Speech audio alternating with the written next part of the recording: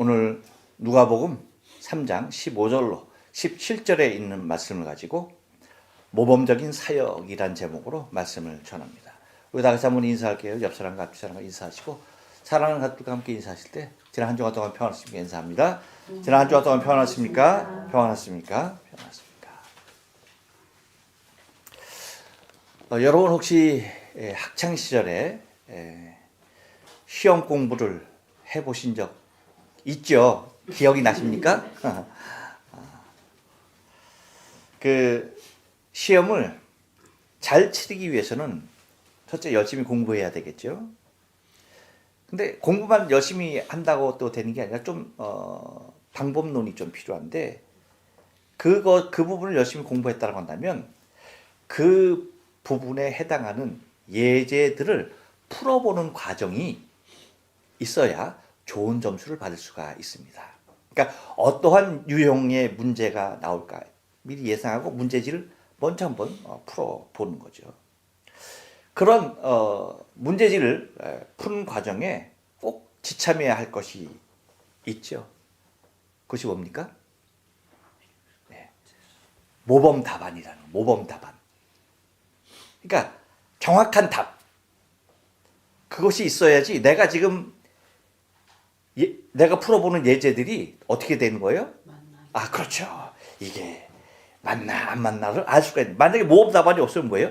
이게 맞는 건지 틀리는 건지 그걸 다시 확인하기 위해서 뭐야? 그 부분에 해당하는 책을 또 다 뒤집고 그걸 찾아서 아, 맞았구나 틀렸구나 이걸 또 다 짚고 나가려면 시간도 그렇고 굉장히 그 비효율적이고 능률적이지 않는다는 얘기입니다. 그러니까 많은 번거로움과 시간적 낭비가 발생한다는 거죠. 하지만 모범 답안이 있으면 어때요? 이러한 모든 과정이 생략되는 것이죠. 그래서 바른 답을 잡아서 바로바로 넘어갈 수가 있다는 것입니다. 우리가 어딘가를 가려고 할 때 목적지를 정해놓고 갈 때도 마찬가지죠. 내가 가보지 않은 길을 간다는 게 쉬워요? 쉽지 않아요? 쉽지 않아요. 결코 쉬운 일이 아닙니다. 근데 그곳에 아주 정확하게 빨리 이르게 되는 방법이 있을 수가 있죠. 그렇죠? 그것은 길을 잘 아는, 그 길을 잘 아는 사람이 옆에 타거나 그 사람의 안내가 있으면은 어떻게 되는 겁니까? 얼마든지 빠르게 갈 수가 있는 겁니다. 곧 뭐냐 하면 우리가 삶을 살아가는 데 있어서 신앙에도 똑같은 이치인데 우리의 신앙이 때로는 여러분 우리에게 주어진 많은 사역들 감당하잖아요. 근데 이게 도대체 맞는 건지 틀린 건지 옳은 건지 그런 건지 헷갈릴 때가 많이 있어요. 그때 무엇인가 모범 답안과 같이 그렇죠? 이거는 이렇게 하는 거야 라고 딱 제시가 된다고 한다면 어떨까요? 굉장히 좋습니다. 왜? 바른 길이고 바른 안내이고 바른 방법이며 또 그것이 틀리지 않기 때문에 온전한 모습으로 내가 설정해 놓은 그 일들을 잘 감당할 수 있다는 것입니다.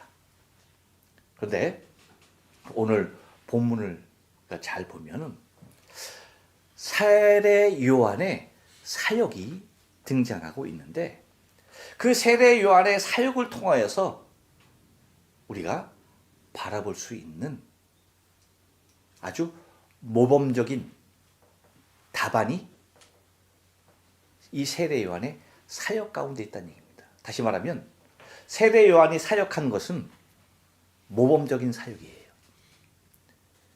우리가 세례 요한과 같이 똑같은 모습에서의 사역이 우리 안에 주어지고 이루어진다고 한다면 그것은 정답의 길을 걷고 있는 거예요. 그러니까 좀 구분이 안 되고 헷갈린다. 그럼 뭐예요? 세례 요한의 사역을 우리가 오늘 본문을 통해서 좀 바라보면 아, 내가 지금 하고 있는 사역이 어때야 하는가? 내가 지금 주의 사명을 감당하는 일에 있어서 어떻게 감당하고 있는가를 진단하고 그리고 올바르게 세울 수 있는 놀라운 모범적인 답안을 제시해주고 있다는 겁니다.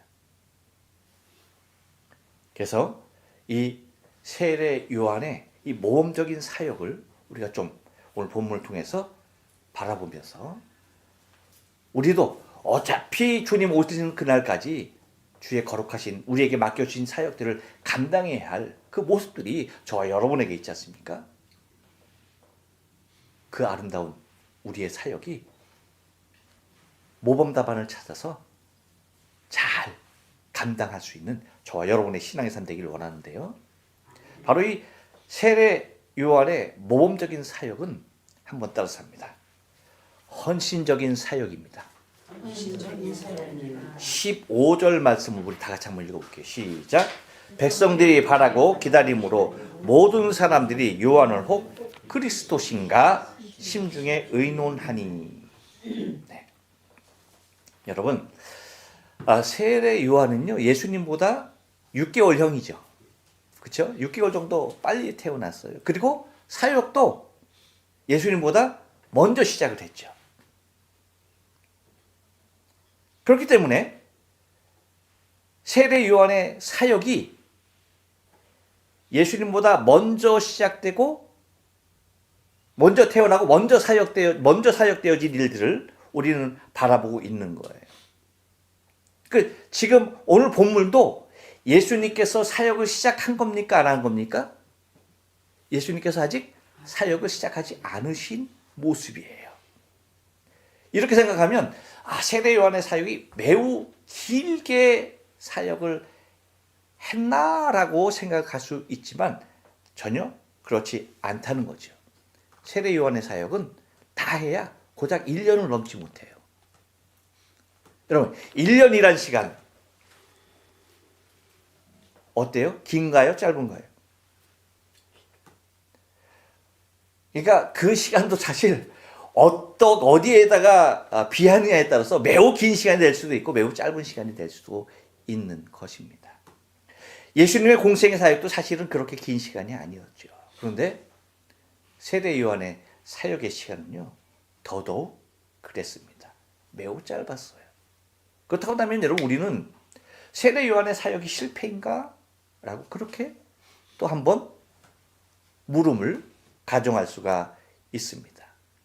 근데 여러분 우리가 성경을 봐서나 뭘 봐서도 세례 요한이 사역이 실패였습니까?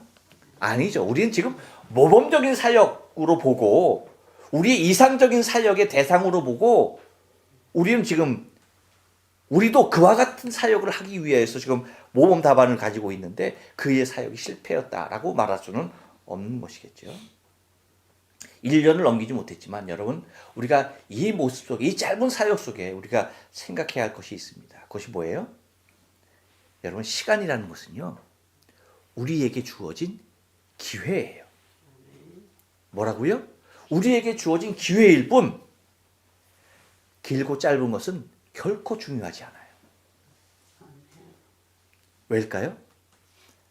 우리가 지금 누구의 일을 감당하는 거예요? 하나님께서 우리에게 주신 사역. 그것은 곧 하나님의 일을 감당하는 것 아닙니까? 여러분, 하나님은 시간의 주인이신 그분은요.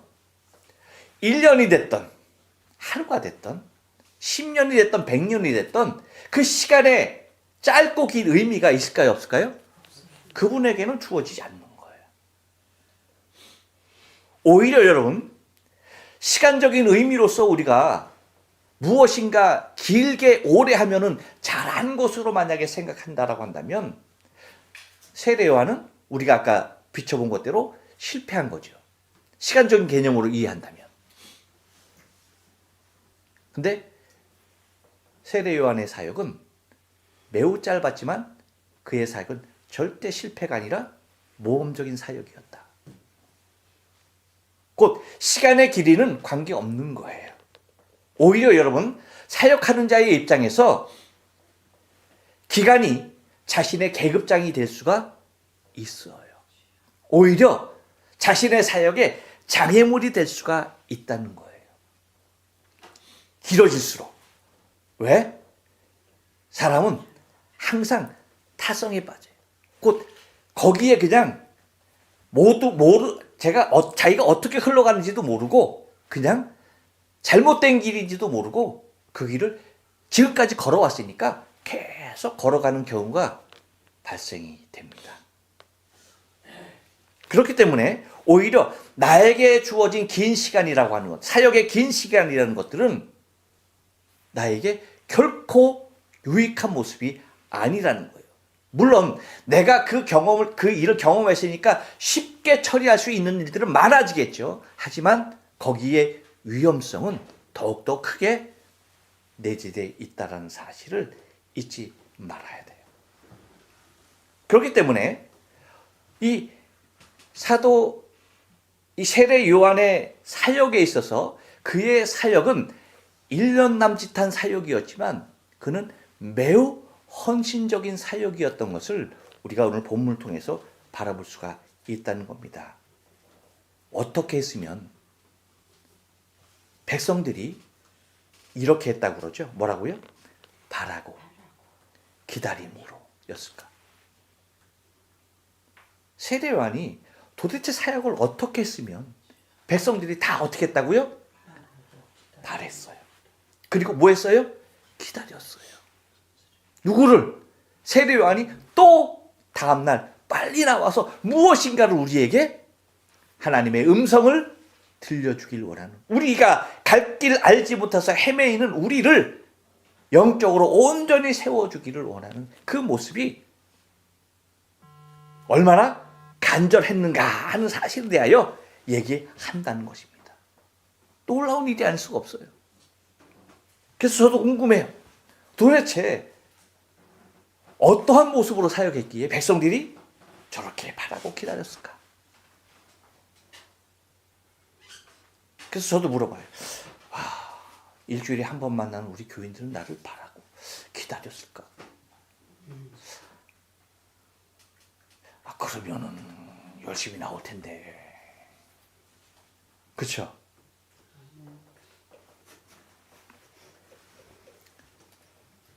곧 그것은 세례 요한이 얼마나 헌신적이었는가 하는 그 사실을 우리에게 보이고 있는 겁니다. 여러분, 옆 사람에게 얘기해 줍니다. 사람은 다 압니다. 보면 알아. 보면 알아. 이 사람이 헌신적인지 아닌지. 그래 안 그래요? 그래요. 보면 아는 겁니다. 그가 얼마나 헌신적이고 그가 전하는 하나님의 음성, 메시지나 그가 이끄는, 선포하는 그 모든 말씀들이 얼마나 그들의 중심을 쪼개고도 남았으면 백성들이 어떻게까지 생각했다고요? 모든 사람들이 요한을 혹 뭐라고요? 그리스도신가? 요한을 누구로 생각했다고? 그리스도신가? 심중이 의논했다라고 얘기합니다. 그러니까 모든 사람들이 야, 요한은 우리가 기다리는 메시아 그리스도 맞나? 할 정도. 여러분, 요한은 마지막 선지자죠. 물론 말라기 선지자를 통해 400년간 침묵하셨지만 그 전에 여러분 많은 선지자들이 있습니다. 많은 선지자들이 얼마나 화려하고 얼마나 크게 사명을 감당하고 일했는지 우리는 구약 성경을 통해 잘 알아요. 그런데 혹여 그 중에 누구라도 백성들이 그들의 사역을 보면서 그리스도신가? 심중에 의논한 사람이 있습니까? 없어요.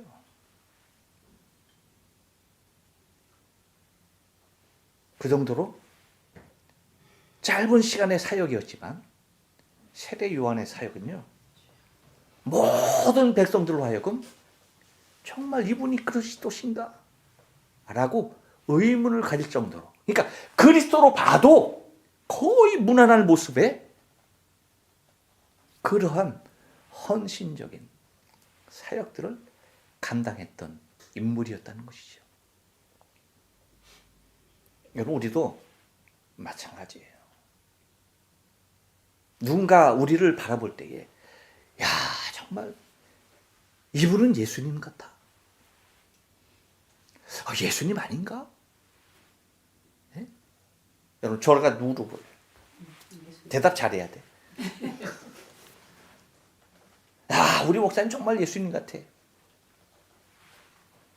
아니잖아, 근데. 야, 우리 권사님은 정말 예수님 같아. 맞아요? 우리가 헌신하는, 우리가 사역하는 모든 일 가운데 이 세례 요한이 갖고 있는 이 모습, 곧 백성들이 바라볼 때에 흠잡을 데 없는 완벽한 사역의 모습들이 여러분 사실은 저와 여러분의 하나님의 일을 감당하는 자의 모습이 되어야 합니다. 정말 헌신적으로 사역하시는 분들 보면 예수님이 정말 그 안에 계심이 보이죠. 그러니까 여러분 백성들이 세례 요한의 그 모습을 누구로 본 거예요? 그래서 그리스도로 본 거란 말이죠. 여러분 모범적인 사역이라는 것은 바로 이러한 모습이에요. 또 하나 여러분 이 세례 요한의 사역을 통해서 우리가 바라볼 수 있는 모범적인 사역이 뭐냐면 한 번 더 따라서 합니다. 본분을 지키는 사역입니다. 16절 말씀 다 같이 읽을게요. 시작. 요한이 모든 사람에게 대답하여 가로되 나는 물로 너희에게 세례를 주거니와 나보다 능력이 많으신 이가 오시나니 나는 그 신들매를 풀기도 감당치 못하겠노라. 그는 성령과 불로 너희에게 세례를 주실 것이요. 아멘.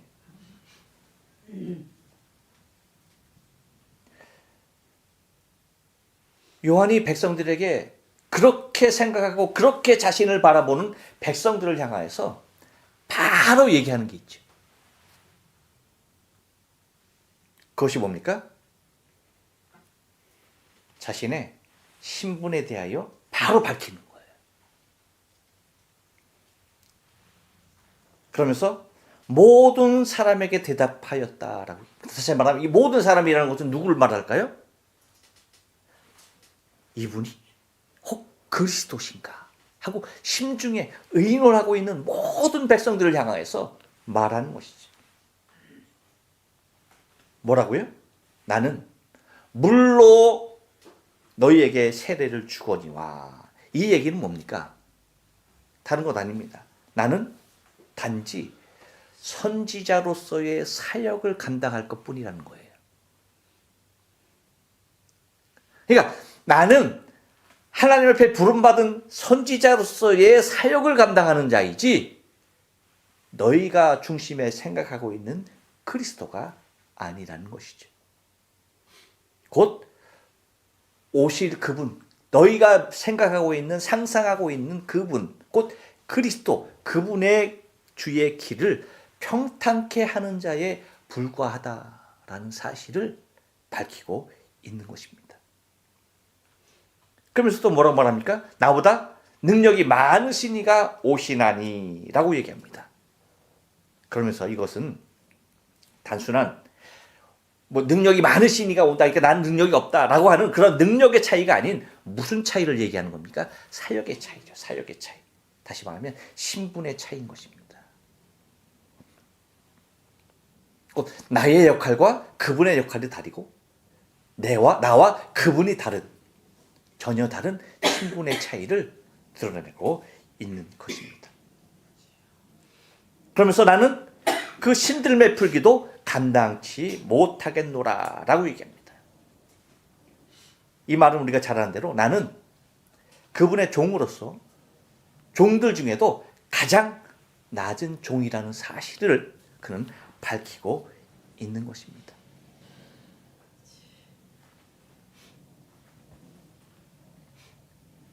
모든 사람들이 요한을 혹 그리스도신가 중심에 의논할 때에 그 정도의 백성의 지지를 받고 있는 사람으로서 자신을 지지하고 있는 사람들에게 나는 아무것도 아니다 라고 말할 수 있는 것이 여러분 과연 인간으로서 가능한 일일까요? 우리는 사실 교만할 때가 많아. 가능합니다 라고 얘기할 때가 있어. 그건 사실 우리의 교만이야. 여러분, 절대 그렇지 않아요. 사람은요, 절대 그렇지 않습니다.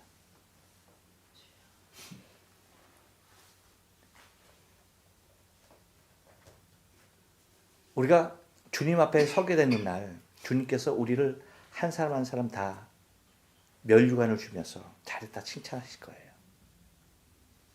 그런데 주님께서 이렇게 말씀하시는 분들도 많이 있습니다. 뭐라고요? 내가 너를 도무지 알지 못하겠다. 곧 이렇게 외면당하는 이들이 있습니다. 근데 왜 이렇게 외면당하는, 주님으로부터 외면당해야 할 사람들이 많지 않습니까?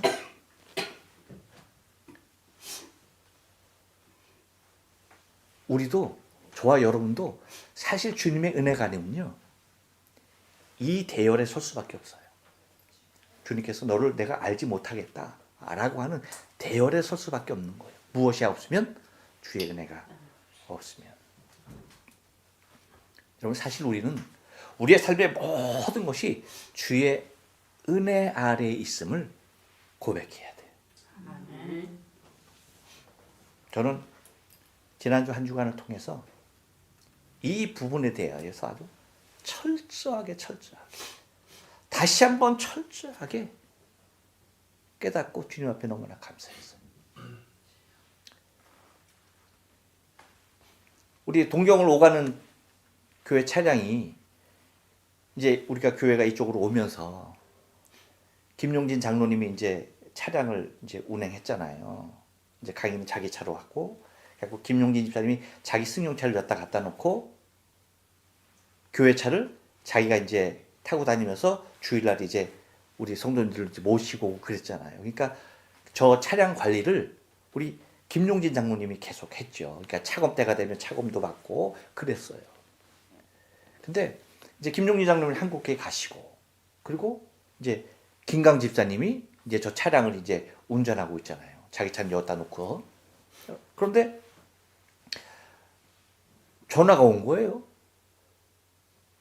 왜냐하면 그 지금 주차하고 있는 그 주차장이 그 관리자가 바뀌어요. 그러니까 새로 다시 등록을 하고 새롭게 이제 계약을 해야 되는 거예요. 그러니까 그러면은 차검증이 이제 들어가잖아요. 차검증을 줘가는데 차검이 지났다는 거야. 에이? 차검이 지났어? 언제야? 1월이라는 거야, 1월. 그것도 모르고 2월 한 달을 계속 타고 다닌 거죠. 계속 타고 다닌 거야. 그래서 이게 뭔 일이냐, 이게 뭔 일이냐 하고서 부랴부랴 뭐예요? 이제 또 이제 차량 운행을 해야 되니까 그거 알고서는 그거 못 하잖아요. 그 지난주에 뭐 한 거예요? 승용차 가지고 올라간 거 아닙니까? 이제 제 아내랑 이제 차 2대 가지고 이제 올라간 거 아닙니까? 그래가지고 하여튼 주일날 지나고 바로 이제 차검을 받으러 이제 구약소에 가서 고도구 구약청에 가서 임시번호판을 받아가지고 그거 설치했고, 또 이제 신화가와 차검 장소를 다 찾으니까 다른 데는 꽉 찼어. 예약이 안 돼. 근데 신화가와만 비어 있어. 그래갖고 또 신화가와까지 가가지고 가가지고 받으러 들어갔어. 우여곡절 끝에. 근데 불합격이야. 앞에 이 뒤에 그 타이어 이쪽에 잡아주는 여기서 기름이 새는 거야. 그러니 빠꾸지. 그래갖고 다시 나와가지고 정비소란 정비소, 토요타 다 여기저기 가봤는데 일본 우리 잘 알잖아. 혹시 나고 갔더니 역시나지. 뭐 2주 후에나 되고, 뭐 금액도 막 그냥 부르는 게 뭐 작아야 27만 원이고 뭐 검사를 받아요. 그래서 급하니 어떻게 해요? 이광우 집사님 거기 전화했더니 일단 뭐 거기로 갔어. 또 거기까지 갔어. 가고 차 맡기고 와서 그 이제 수리를 해가지고, 그래서 수요일 날 다시 가서 뭐예요? 이제 차검을 받으러 수요일 날 갔나? 목요일 날 갔나? 목요일이구나. 하여튼 그래갖고 다시 받으러 가갖고 이제 차를 몰고 이제 가는 거야. 가는데 집사님이 전화가 왔어. 한국 그 차 수리센터 하시는 그 이광희 차님이 있어. 그럼 전화, 목사님, 제가 잘못 봤어요. 그러는 거예요.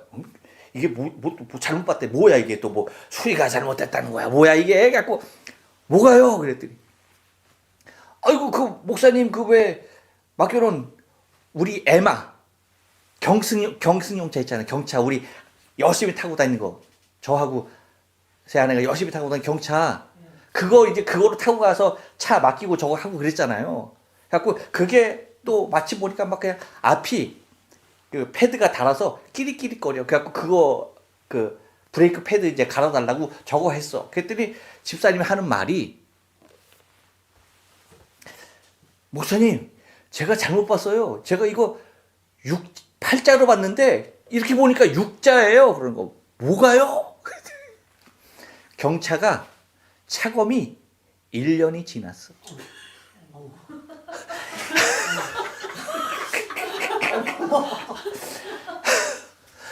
교회 큰 차는 한 달이 지나서 경차는 1년이 지난 걸 모르고 타고 다니는 거야. 1년이 지난 거. 안 걸리게 다행이죠. 근데 그거 만약에 여러분 발각됐다, 뭐 교통 뭐 위반으로 저거 했다, 그러면 벌금이 얼마인지 아세요? 60만 엔. 한국 돈 600만 원.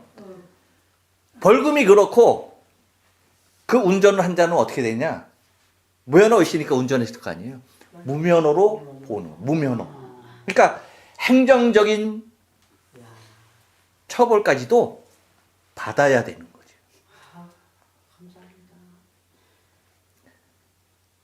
그래서 이제 제 아내하고 저하고 아니 그럴 리가 없는데 아니 어떻게 저게 아니 저 차가 우리가 그 매일 타고 다니는데 어떻게 1년이 넘도록 검사 아닐 텐데. 근데 뭐 차검증을 보고 말씀하시는데 뭐.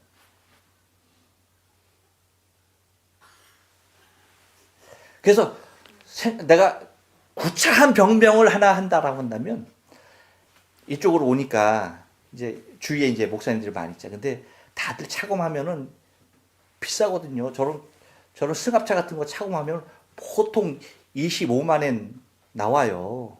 근데 사실 차검할 때 드는 비용은 그냥 세금 그 중량세하고 무슨 세야 저기 책임보험 그것만 하면은 되거든.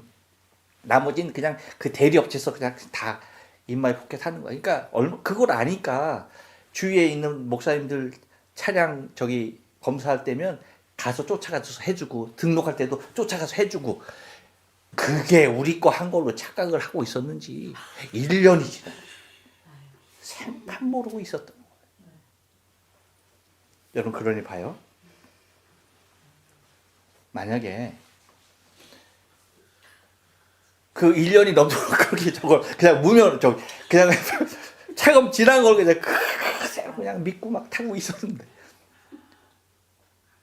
여러분 우리의 삶이 사실은 똑같아요. 우리가 살아서 산 게 아니야. 이게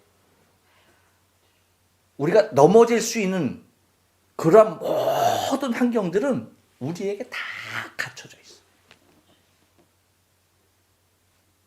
여러분 세상에 이게 굴러다니는 차량이라고 똑같은 차량이 아니야.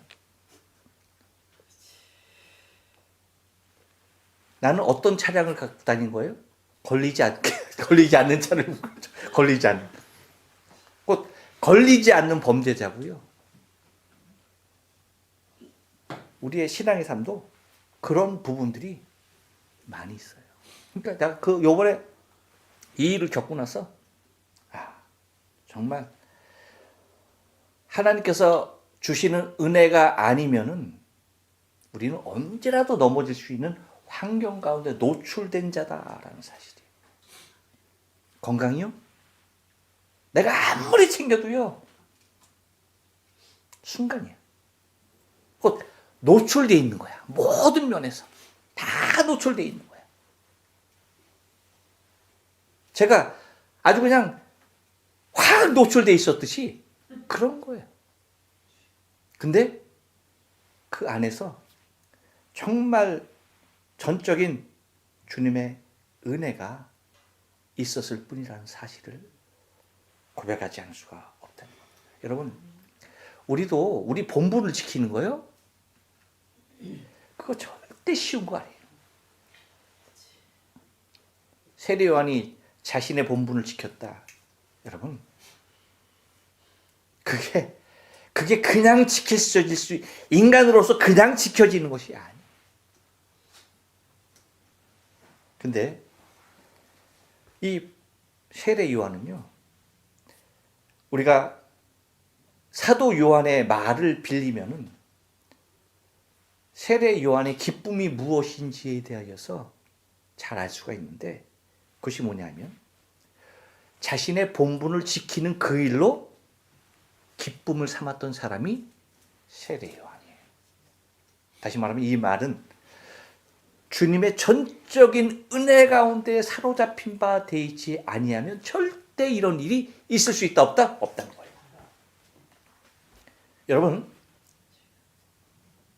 요한의 제자들이, 세례 요한의 제자들이 나와서 얘기하죠. 예수님께서 세례를 주고 있으니까 자신의 스승 세례 요한에게 왔던 많은 사람들이 다 어디로 가? 예수님에게로 가잖아. 그러니까 요한 선생님, 저기 다 가요, 저쪽으로. 그러니까 굉장히 제자로서, 요한의 제자로서는 좀 거시기 할 거 아니에요. 그러니까 뭐라고 그래요? 요한이 이렇게 말하죠. 만일 하늘에서 주신 바 아니면 사람이 아무것도 받을 수 없느니라. 예? 하늘에서 주신 것이 아니면 사람이 받을 수 있는 것이 있다 없다? 없다. 아무것도 없다. 이 얘기는 물론 그분은 하나 그리스도시다라고 말하는 것도 되지만 자신의 세례 요한의 입장으로 따지면은 자기가 지금까지 여기까지 온 것 자체도 뭐라는 거예요? 하나님이 나에게 하늘에서 주신 바 되었기 때문에 여기까지 올 수 있었다라는 거예요. 그러면서 29절에서 요한복음 3장 29절에서 이렇게 말합니다. 신부를 취하는 자는 신랑이지만 서서 신랑의 음성을 듣는 친구가 크게 기뻐하나니 나는 이러한 기쁨으로 충만하였노라. 신랑은 누구예요? 예수님이죠. 신부가 맞는 사람은 다시 말하면 신부를 취하는 사람이 누구야? 신랑이잖아. 근데 신랑의 친구가 그 신부를 취하는 게 아니잖아. 근데 친구가 신랑이 그 신부를 취하는 것, 그 모습만으로도 기뻐하는 사람. 네, 그 기쁨이 충만하다. 그러니까 그분이 그렇게 잘 되면 잘 될수록 나는 뭐예요? 더 기쁘다. 그래서 30절에서 그가 하는 말이 뭐예요? 그는 흥하여야 하겠고 나는 쇠하여야 하리라 라고 말한 거예요.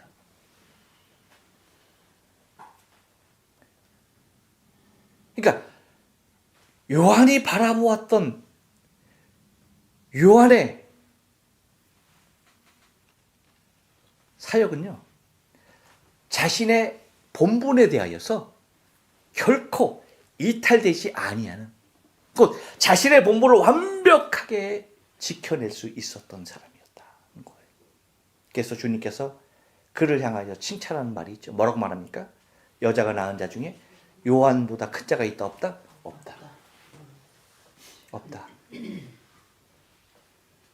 그러니까 여러분, 우리가 하나님께서 각자 저와 여러분에게 준 사역, 사명들은 다 달라요. 하지만 공통적으로 우리가 갖고 있어야 하는 것은 뭐냐면 나의 본분에 대하여서 정확하게 파악하고 있고 나의 본분을 정확하게 지켜야 한다는 사실을 잊지 말아야 돼요. 여기에서 벗어나는 일들이 비일비재하기 때문입니다. 왜? 인간의 속성이 그래요. 모든 사람들이 그리스도인가라고 하고 의심하고 그리스도인가라고 그렇게 우러러보고 있는데 나는 아니다. 나는 그의 신들을 품기도 감당할 수 없다. 그렇게 말할 수 있는 사람이 좀 많은 것 같죠. 절대 그렇지 않다니까. 그래서 아까도 이렇게 반복되지만 뭡니까? 내가 너를 도무지 알지 못하겠다 라고 취급하는 사람이 여러분 한둘이었으면 주님께서 그 말씀 하셨겠어요? 아닙니다. 또 하나 모험적인 사역은요, 한 번 더 따라서 합니다. 그리스도의 사역을 정의하는 겁니다. 17절 말씀 다 같이 읽겠습니다. 시작. 손에 키를 들고 자기의 타작마당을 정하게 하사 알곡은 모아 곳간에 들이고 죽정이는 꺼지지 않는 불에 태우시리라 라고 말합니다. 자, 여기에서 세례 요한은요, 그리스도께서 어떠한 사역을 하실 것인지에 대한 모습에 대하여서 분명하게 지적을 하고 있어요. 그분이 어떠한 일을 하실 것인가, 곧 내가 하는 것은 그분이 해야 할 그 일을 평탄케 하는 건데 그분은 그리스도의 사역은 무엇인가에 대하여서 분명하게 정의하고 있다는 거예요. 이것이 왜 중요하냐? 저와 여러분도 마찬가지예요. 저와 여러분이 사역을 하지만 그리스도의 사역이 돼야 되는 거야. 여러분, 나의 사역이 될 때가 있어요, 없어요? 너무나 많은 거야. 나의 일이 될 때가 너무나 많은 거야. 근데 세례 요한은요, 그리스도의 사역을 가장 정확하게 정의하고 있는데, 첫째 뭐라고 말합니까? 손에 키를 들고 라고. 손에 키를 들었다. 이 얘기는 뭐예요? 손에 키를 들. 키가 뭔지 아시죠? 이게 여자 아니에요? 이거 알잖아요. 키. 이렇게 생겨가지고 옛날에 오줌 싸면 이거 쓰고 이렇게 소금 받으러 갔던 거, 다 해봤으면서 그 키예요. 까부는 겁니다. 키. 그러면 바람이 불면 곡식은 뭐예요? 점점 안으로 들어오는데 쭉정이는 뭐예요? 다 밖으로 날아가는 게 되는 거죠. 키를 들었다. 다시 말하면 뭐라는 얘기입니까? 곧 모든 것의 주인임을 얘기하고 있는데 타작마당의 주인이죠. 그래서 뭐라고 얘기합니까? 키를 두고 자기 타작마당을 정하게 하사라고 얘기합니다. 이 타작마당은 무엇을 말하는 것일까요? 세상입니다. 세상. 모든 세상. 곧 예수 그리스도는 세상의 주인입니다. 곧 천지의 주제가 되심에 대하여서 분명하게 선을 긋고 말하고 있는 것입니다. 또한 뭐라고 얘기합니까? 알곡은 모아 곡간에 들이고 라고 얘기죠. 곧 알곡의 주인이 누구다? 그리스도 예수라는 거예요. 알곡 곡간의 주인. 알곡 곡간. 여러분, 알곡 곡간이 어디예요? 천국. 천국의 주인이 누구다? 그리스도시다. 천국의 주인 누구다? 그리스도시다. 그리고 알곡은 뭐하라고 얘기해? 알곡의 주인 또한 누구다? 그리스도십니다. 이것은 무엇의 주인이라는 얘기예요? 생명의 주인. 생명의 주인 누굽니까? 그리스도십니다. 그래서 그렇게 얘기하죠. 알고 뭐 곡간에 쭉정이는 뭐예요? 꺼지지 않는 불에 태우시리라. 곧 모든 것의 기준, 분별의 주인 누구시다? 그리스도시다. 곧 심판의 주인 누구십니까? 그리스도세요. 그분 앞에 알곡이가 됐던 쭉정이가 됐던 다 뭐예요? 그분 앞에 서야 하는 것입니다. 키를 들고 서신 그분의 안에 다 들어있는 거예요. 알곡으로 있느냐 쭉정이로 있느냐가 중요하고, 그렇죠? 근데 그 모든 것들은 다 누구야? 주인이 그리스도시다. 여러분, 말씀드렸지만 우리가 주님의 일을 한다라고 하면서 우리의 사역 가운데 예수 없이 모든 것이 예수가 다 주인이었잖아요. 그렇죠? 요한은 모든 것의 주인이 누구라고 얘기하고 있습니까? 그리스도라고 얘기하고 있어요. 그런데 봐요. 우리의 많은 사역 중에 내 모든 사명을 감당하는 중에 예수 없는 사역들이 얼마나 많은가. 누가 없는? 주인 없는 사역이 얼마나 많은가. 예수 없는 사역이 얼마나 많은가. 다시 말하면 내가 주인이 되어서 사역이랍시고 일하는 일들이 얼마나 많은가. 곧 인간의 생각이 중심된 사역들이, 그런 사명들이 얼마나 많고, 자신의 명예를 위한 사역이 얼마나 많고, 소외된 자들의 이름을 도용된 그런 사역들이 여러분 얼마나 많습니까?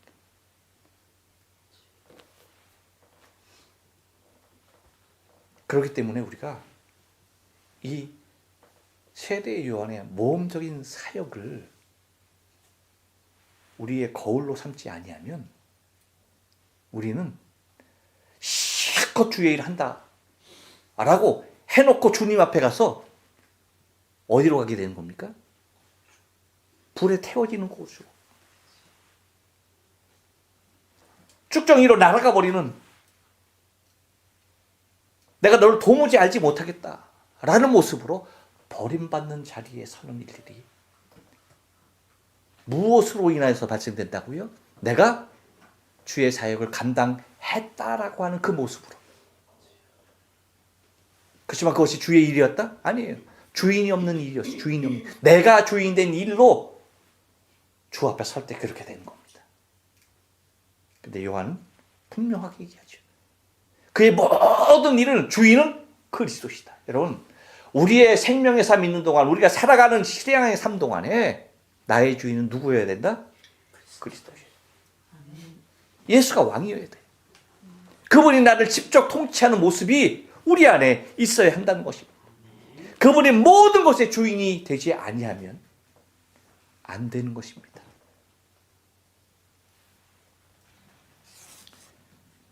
우리는 모범적인 답안을 이미 이 세대 요한을 통하여서 우리 손에 쥔 사람들입니다. 그는 헌신적인 사역자였고, 그는 아무리 많은 백성이 따르고 자기를 높인다 할지라도 결코 자신의 본분을 망각하지 않는, 자신의 본분을 끝까지 지키는 자였고, 그리스도의 사역을 제대로 백성에게 선포했던 자인 것을 잊지 마시고, 저와 여러분의 신앙의 삶 가운데서도 이러한 아름다운 모범 답안을 가지고 저와 여러분의 사역들을 아름답게 감당하는 신앙의 삶 되어지길 주님의 거룩하신 이름으로 축복합니다.